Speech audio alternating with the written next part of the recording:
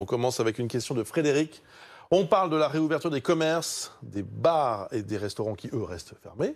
Mais qu'en est-il des hôtels? Alors, je vais m'arrêter un peu sur cette question parce qu'il y a beaucoup de choses à dire. Déjà, leur situation est différente. Déjà, contrairement à ce que beaucoup pensent, la fermeture des hôtels n'a pas été imposée par décret, contrairement aux cafés et aux restaurants. Ce n'est le cas que dans quelques départements. Donc, juridiquement, pour qu'on comprenne bien, pour la plupart, rien ne leur interdit de rouvrir. Certains d'entre eux sont d'ailleurs en ce moment en activité, mais pour accueillir des publics bien spécifiques, des soignants, des routiers, ces catégories professionnels qui sont restés mobilisés pendant toute la durée du confinement. Certains accueillent aussi des sans domicile fixe pour leur permettre d'être à l'abri. D'autres se sont portés volontaires pour accueillir des malades du coronavirus. Enfin, d'après ce que m'a dit l'UMI, d'autres sont aussi passés des accords avec des entreprises du BTP pour loger des ouvriers à proximité des chantiers qui doivent reprendre. Mais c'est une infime minorité des établissements qui sont concernés par ces cas-là. Parce que pour les autres, le problème en fait tient au fait qu'il n'y a pas de clients à accueillir, tout simplement.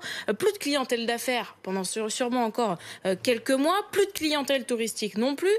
Et puis, les Français ne peuvent plus circuler en France, donc c'est quand même très compliqué. Bref, ils fonctionneraient à perte s'ils ouvraient aujourd'hui. Pour que leur activité reprenne, il faudrait que la clientèle française, déjà, puisse à nouveau se déplacer et au-delà de 100 km, repartir en week-end ou en congé. Il va falloir attendre donc plusieurs semaines.